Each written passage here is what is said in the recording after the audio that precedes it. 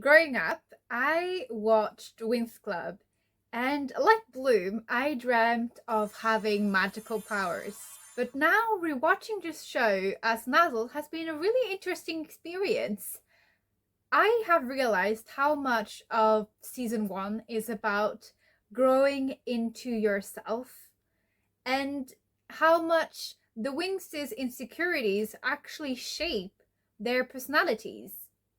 Get ready with me by grabbing a cup of tea, your dinner, a crochet project, whatever it is that you like, and let's deep dive into the psychology of the Winx. This is the season one edition. Just to be clear, we'll get to the um, future seasons at some point, but Three, two, one. this video has actually been 1 month in the making because I have been watching critically and taking notes.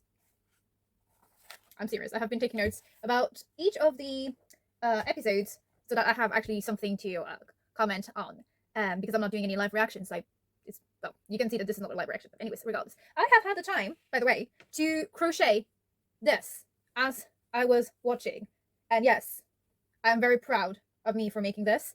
It is my first crochet project, and don't worry, I will fold it properly later. It's not going to just be like a pile on the on my desk. Before we really get started, there are a couple of things I really need to mention. One of them being the fact that the writing in season one is very inconsistent at times, and just some things just don't make sense and are very obviously plot devices. Keeping that in mind, I still do have, I think, enough information to actually do a deep dive on into each of the Winx. I will say that Bloom may warrant her own episode, not just about her psychology in general, but like all the things as well concerning her, because as she is the main character, there is more information about her compared to the other Winx, who aren't very developed in season one. I believe, if my memory is correct, that happens during season two and also season three. But yeah, as far as season one goes, the Winx should not be called the Winx, but more like Bloom and her friends, if we really speak about character development. Let's start with Bloom, our main character. We discover that she is just a young, normal girl, a teenager that lives in a normal town and has perfectly normal, loving parents. This is an important fact to note because a lot of the inconsistencies with her character stem from the fact that she does come from a loving household and supportive parents, which don't really make sense with some of the things she does during the season, but I'll get to it in the video that I'm going to make specifically just about Bloom. What we learn about Bloom from the get-go is that she's a very creative person. She really wants to belong and also be independent, which, these are like a little bit contradictory, but she is a teenager, so it makes sense, right? So she wants to be independent from her parents, but also she wants to belong within a group, and she wants to be kind of like all of the other teenagers. And by the way, I keep tucking my shirt because I'm not in the business of like flashing my boobs into the internet. I'm sorry if this has shocked any of you, but that is the way I speak. So anyways, back to Bloom. She loves magic from the get-go, and she is thrilled at the idea of being able to become a fairy because it has been her dream. That is also an important thing to note. It is her dream, and her dream comes true upon meeting Stella, right?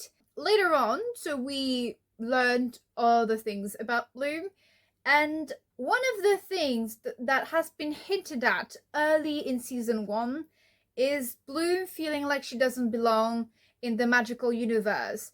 And my issue with the series is how they fumbled handling that in a sensible way, because they start hinting at it before we have the reveal on the fact that she is adopted, which does come into play into her character and into her psychology, because that is a very important reveal, right? And it is a life-changing one. But they start hinting at it after the very first class, where Bloom doesn't manage to do magic, which doesn't make any sense because she just started learning about magic. So there is no way she's just going to master the spells, whereas everybody else has grown up with it, right? So it has been hinted at clumsily, which, you know, I am like, that could have been handled and it could have been better. But we know that she's conscientious, she wants to do well in school, and she doesn't really appreciate lying. She's actually a terrible liar. We have seen this with the whole Veranda of Callisto ordeal. But yes, that's like what we know of like early Bloom. So she's like a pretty well-rounded, normal teenager overall. What starts to be a little bit, apologies, I do need to refer to my notes because I mean I made them for a reason, and I'm kind of like speaking you know, just, I don't know how you would say this, but I'm kind of like speaking on the go because scripting hasn't really worked well for me, so this is what I'm doing now. What else did I say? Oh yeah, one thing that we know pretty early on as well is that she is anti-bullying. She cannot stand a bully, which is very much a main character thing. I will say protagonists usually are like that, and that is kind of like not only important to know for their character, and so to set the basis of them being moral, but also because it also sets up the eventual confrontation with like the villains of the story. So here the tricks, for example, all like not like early in season 1, the trolls, etc., etc. She has no sense of I'm gonna restart this. She has no sense of self-preservation and is insanely curious, which is not a great pairing. And we do see that it gets her into trouble many times, and it also gets the other Winx into trouble many times. A lot of the things that happen in Winx season 1 could have been easily avoided if Bloom had not been too curious about something, or if they had just talked to an adult about it. There will be a specific video about the adults in the Winx Club universe because they're basically non-existent. Like, they're there, but they don't do anything, which is not normal, and is also something that we often see in kids shows, which is not the greatest message to really, you know, teach to impressionable children watching this, which is deal with your own problems instead of actually, you know, referring to an adult who can handle those things. But yeah, regardless of this. So she's pretty impulsive, and unfortunately, she is used as the victim for plot devices a lot. Like, for example, there are times when the events makes absolutely no sense, but for some reason, Bloom just wants to do this, so this is what happens. And this is where I'm like, this is the writers wanting the plot to move on, but not having a legitimate reason for it to move on, and so they just kind of like dump it on Bloom, and they're like, yeah, that's how it's gonna go. A very obvious one is the whole diaspora situation, where like, why were they fighting in the first place? Why were they confronting each other? Why was Bloom even in Red Fountain without an invitation? Like, what was the urgency in her needing to see Brandon Sky, right? She could have waited. Like, a normal person would have waited, and this makes absolutely no sense. This is where, like, I'm like, this is more of, you know, the writers wanting plot to move than Bloom, the character, actually doing this, which is kind of like really meta for me to say, because I'm speaking as though Bloom is a real person, but since I'm doing deep dives into all of the Winx, let's assume that we could have met them and analyzed them as actual real human beings. But yeah, so Bloom, unfortunately, has many inconsistencies because of plot. I do believe it gets better in season 2, but I haven't rewatched it in like the past 2 or 3 years, so actually, don't quote me on that. I mean, I'll get to it at some point, but I do need to like put out videos about what I think about season 1 because like I have a lot of notes. And by the way, thank you for sticking through this video. If you're still here, I know I ramble and I might not have the most easy style of conversation or flow to follow, so thank you so much. And if you're still here, could you maybe tap the like button? It really helps with pushing the videos out. And as you can see, I'm a fairly small creator with fairly small subscriber count, so that would help a lot in just pushing the videos out. I appreciate ya. Now, let's get to like the shadow side of Bloom. Bloom's insecurity was pretty obvious and straightforward from the get-go. We know that she feels like she doesn't belong in the magical universe dimension, and it was not handled really well, and there was like no real basis to it. But the reason why I think the writers wanted us to know she often doubts her place in the magical dimension, despite having very obvious magical powers that she masters very quickly for someone who has never used magic, let's be real,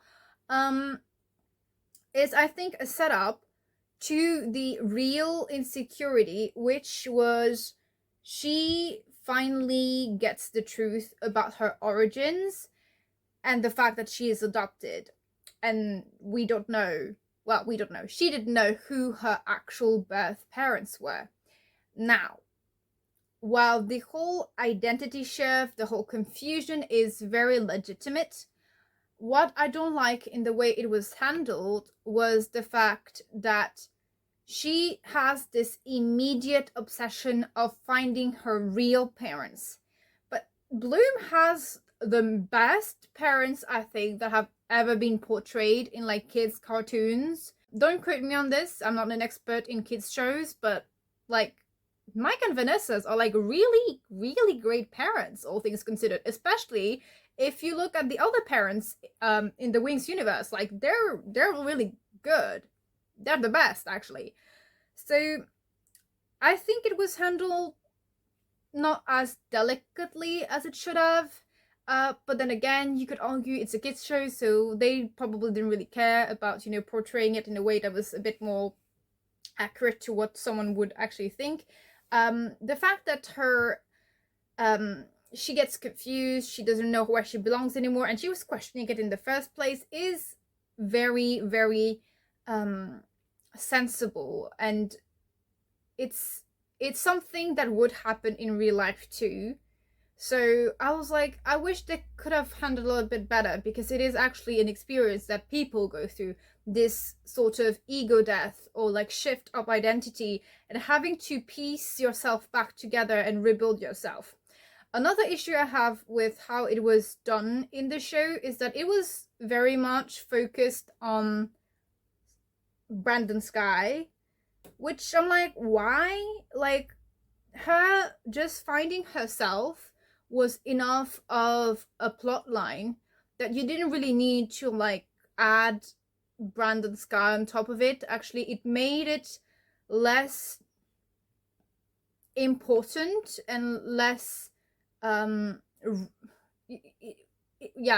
I guess that's a, I don't know if it's the right word exactly, but it kind of muddied the waters for me a little bit there, where it was a really deep thing that Bloom is going through, and just her deciding to quit magic entirely and leave the magical dimension because of a guy she's not even dating. I'm like, this was her dream, to become a fairy, and then it was her dream to find out where she comes from. I mean, it evolved, from her original dream. So just leaving for a guy, to me, makes no sense. Bloom's identity crumbling down and then piecing it back together And the fact that she lost her magic because of a lack of confidence in herself and in who she is actually really interesting, because it could be a metaphor for if you give your power and your agency away, it's not because people take it away from you, it's because you yourself don't think it is yours. And you think it can be taken. Whereas who you are and what the experiences that have make you you can never, ever be taken away by anybody. Whole thing with Bloom was about finding herself and understanding that she is the only one who can really attest to who she is. I guess if you really identified with Bloom as a child, or even now watching it once you're older, maybe there is something that you can take from her story and how she was able to own herself again for yourself. Let's go to the next Winx. So I'm going by order of appearance. There is no particular reason as to why, but I just decided I would do so that's what I'm doing. The next Winx, Stella. Now, Stella in season 1 is far from the Stella than, season 2 or season 3. So she does do a lot of character development later on, but this is not in season 1, and I'm only speaking of Stella in season 1. So she is a very talkative person. She's a very social person, very gregarious. She is carefree. She can be insensitive at times, and that may come from the fact that she was spoiled as a child, or even later on due to her being a princess. And also, she's insensitive. It might come from the fact that she might not have a lot of socialization experience, so that she would know how to filter out her thoughts, or like how to phrase things in a way that won't, attack people or offend people. It is something that she later develops, so she does grow out of it. But in season 1, it's still very much a problem, which kind of explains why her and Musa butt heads pretty often. And let's be real, Stella butts heads with everyone in the Winx, and she is probably one of the only characters that actually gets into it with everybody. She's definitely a troublemaker. She is not very she probably wasn't reprimanded a lot, or I don't really know. I think we learn about this a little bit more in season 2 or 3, probably season 3. But she has a very weird. The rest of the Winx also have like weird relationships with authorities, but she really lacks any fear of consequences. She was thrown out of Velthea for like causing an explosion in the lab, and is still kind of like, carefree about it, which I'm like, that's not really the right attitude you want to have. So this definitely gets her into trouble, especially with other people. She loves gossip. She sometimes takes it way too far, which is, I think she has a hard time knowing where the limits are, or like boundaries with people, which again is explained by her background, how she was brought up, and also her status as a princess. So it all ties in the fact that she can be really insensitive when she speaks. What was really interesting about Stella, and is the only hint we really have into a depth of her character, is when the nightmare creature visited her at night. It is revealed that she is actually deep inside insecure and really wants to impress and please her parents, because she thinks that if she were better, they would not separate. And this is a very common experience with children whose parents fight a lot or whose parents ended up separating, where then they take on the burden of, I need to be good enough so that they stay together, I wasn't good enough, so that's why they split, which is not the truth at all, and it's just like something between adults. But we also see in that brief few seconds, I don't think it lasted even a minute, that she really lacked much. And I know I'm reaching a little bit, but again, this is like a kids show. She lacked proper attention from her parents in a way that was nurturing, because they were so preoccupied by each other and fighting with each other that she was kind of left alone. And this is the thing that really makes Stella a maybe not likable character, because she does have flaws that are very obvious in season 1, but very understandable and human character. And it is then explored in later seasons. But if you remember, she also said that her reason for becoming a fairy was to bring back together people who have drifted apart, and by that she means her parents. And this is when you can see that she's very much more wounded than appears at first glance, because she appears as a very confident person, where in fact she is insecure on the inside. She is a wounded child.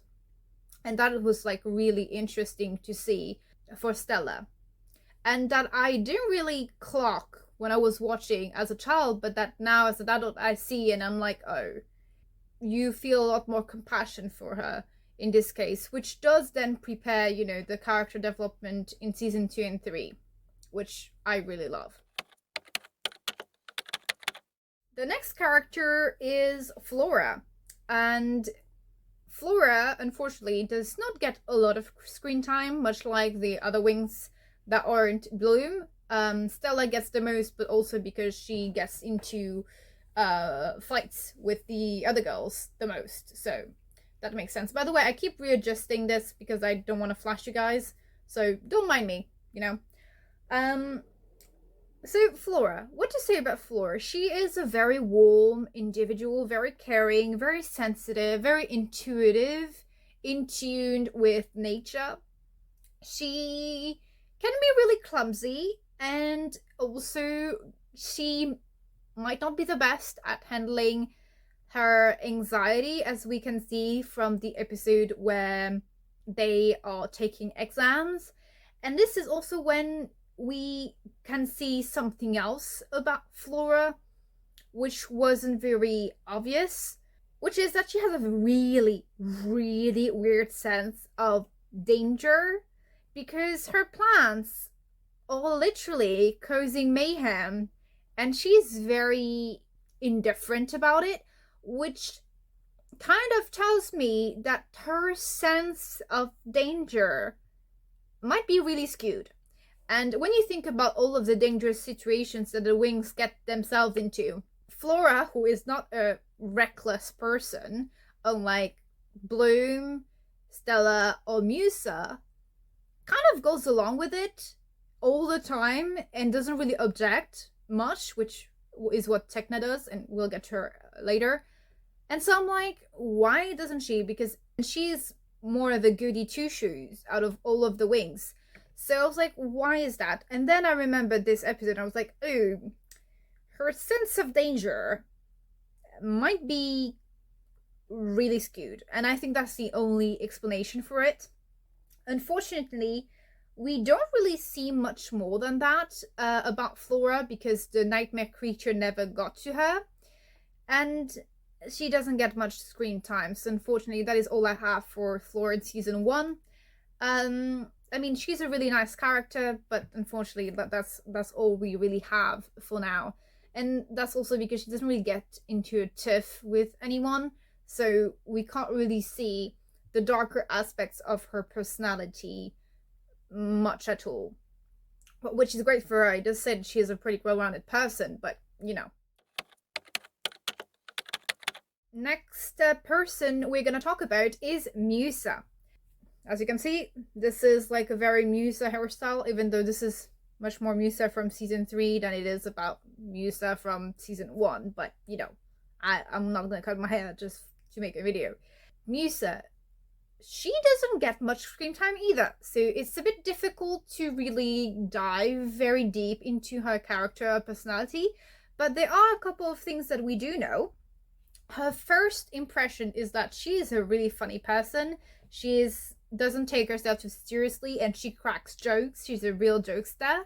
It's pretty apparent in earlier episode that she does not care for someone's attitude or arrogance, which is why she clashes with Stella so much, because Stella can really act entitled without really meaning to. And yeah, this does great on Musa a lot more than it does on the other girls. One thing that is a little strange for me is Musa instant attraction for Riven, which, I mean, from a physical perspective, she could find him just hot. I mean, yes, that could be it, but Riven is very obviously someone who is arrogant and a little bit of a douche, especially in the first half of season 1, or even I would say 3/4 of season 1, and is also misogynistic at times. So he's not hiding it either. So I'm like, Musa, why are you having the hots for this guy when you literally can't handle when Stella has her arrogant moments? But for Riven, that's okay. Like, this, I feel like, is, again, much more about the plot than the character. I feel like this is not into character, but yeah, that was a bit weird. Another thing to note about Musa is that she is very much one of the more wounded Winx when it comes to their childhoods, and it's pretty apparent as to why, since her mother died when she was young, and she still carries that grief with her. So we see it like for the Day of the Rose, and we also see it in the Nightmare episode, where her fears was, again, she saw her mother, so we can say that there is like some unresolved emotion there. Also, a world lacking any music, which we could explain since she is like the fairy of music, but I think knowing what happened season 2, this fear makes much more sense, but I can't really use events from season 2 to explain what's happening here, so, you know, we'll get to it when I do the same concept, but like for next season. So let's just note that it's like important here. And the third thing is Riven, and like her not wanting Riven to abandon her, which, you know, at this point, none of the Winx is dating anyone. So we could be like, why is she thinking about him?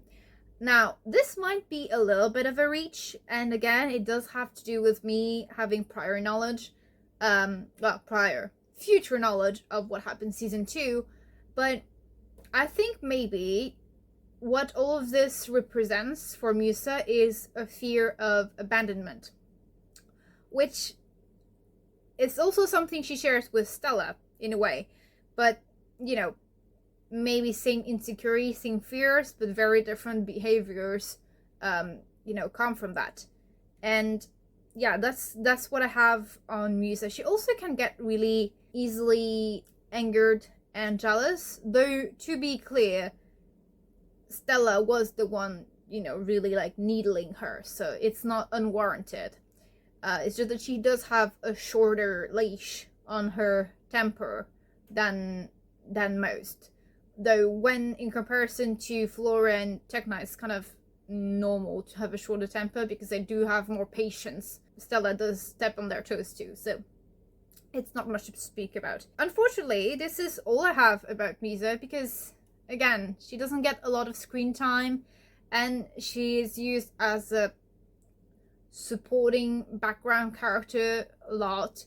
Just as the time in the end of season 1 where she says, oh, but like, Bloom and Sky are having it worse because they're at like Cloud Tower, and it's kind of obvious to me that the writers used her as like plot induced scenarios as well.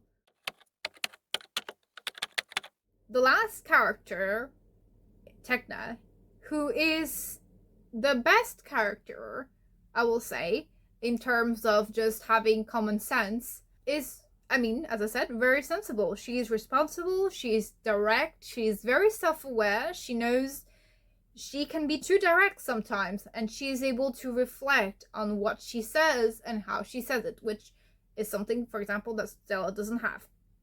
She is usually the voice of reason among the Winx, saying like, hey, maybe we should speak to Griselda, maybe we should get Farragonda, maybe we should go back to Althea, and of course, no one listens to her, which, you know, is on point with what's happening with the Winx, and also there would be no plot if, you know, people listen to Tecna, unfortunately.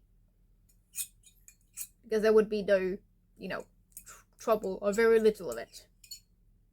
Sorry, I'm drinking my tea for a little bit. I spoke a lot and my throat is dry. It's not warm anymore. It's kind of, I wouldn't even say lukewarm, it's nearly cold. But yeah, that's my fault. So yeah, Tecna is very in control of herself. She's a very smart character. And she is very helpful. When Blue mentions that she's having these dreams, she like creates a gadget that can like analyze Bloom's dreams, and so that they can search who it is, who this person is, etc., etc. Like, Tecna is an amazing friend, amazing to get advice from. And it's also very telling that in the Nightmare episode, her fear is being in a world of logic and numbers and not having access to her emotions anymore. There is a small feature of Timmy, which I personally thought was unnecessary, but, you know, I do think the writers pushed the romance aspect a little bit too much, because they already had lots of things plot-wise that made sense, and I would have loved to have Winx be more developed instead of like always pinching the guys in for no reason. Not that I'm against the guys, I just wish that the girls were more developed, and the guys too, by the way, because they're not that developed or deep. They also will get their own video about them. But anyways, I thought the featuring Timmy was a bit unnecessary, but I mean, it's fine. What is really telling, though, is that upon waking up from the nightmare, Tecna is the only one who wakes up in more or less a good state, because Stella screamed and woke in a fright. She didn't know what was going on. And Musa was also in a pretty bad state, and she wasn't really like aware or anything. She was crying and everything. Now, you might say, oh, Bamboo, you're reaching again. Yes, maybe I am reaching again. But think about it. From what we know so far in season 1, and also from what happens later on, but even from just season 1, Tecna and Flora are the least, quote-unquote, traumatized characters, in the sense that their childhood or their upbringing was probably the most normal, or like non-problematic, or least hurtful, if we compare it to Stella and Musa, for example. Musa lost her mother, Stella's parents are divorced. And though Bloom had a good upbringing and childhood, she does find out something that completely, you know, shatters her perspective of who she is.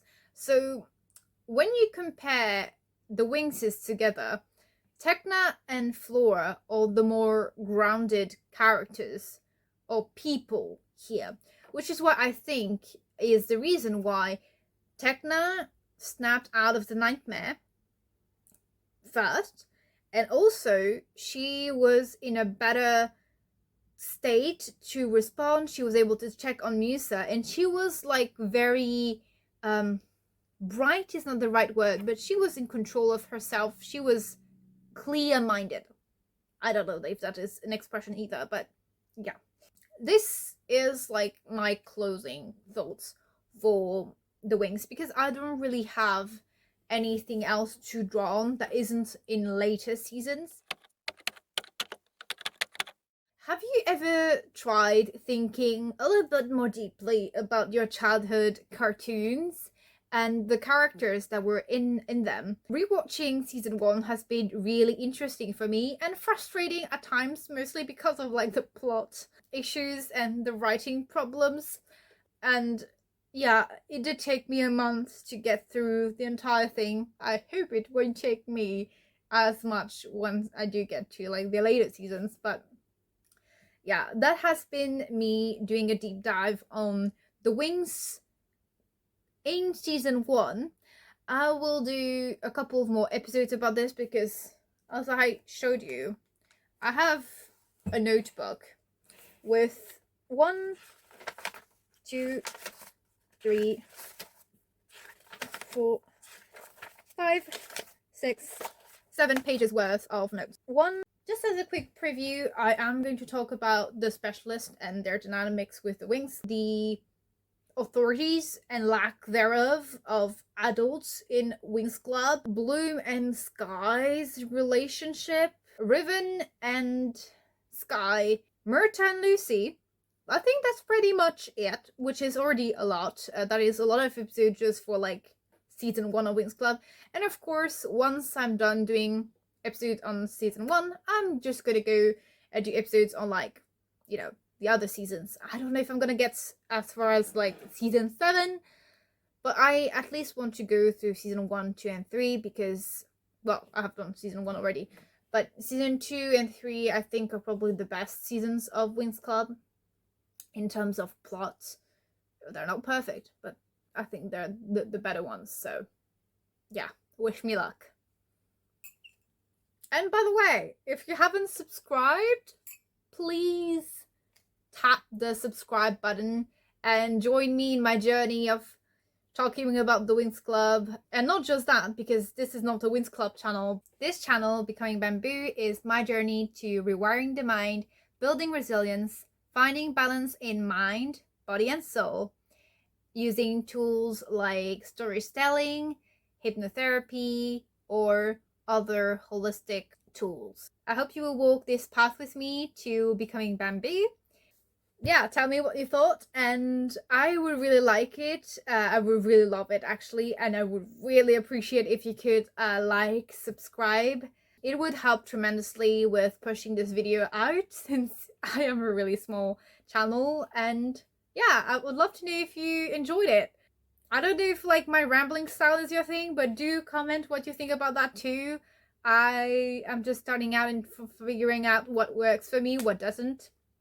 Tell me if you crochet. Like at this point, whatever you want to write, I would love to hear from you and interact a little bit in the comments because I don't really have any comments much. I think I've only had one that wasn't written by me, so I would really love it.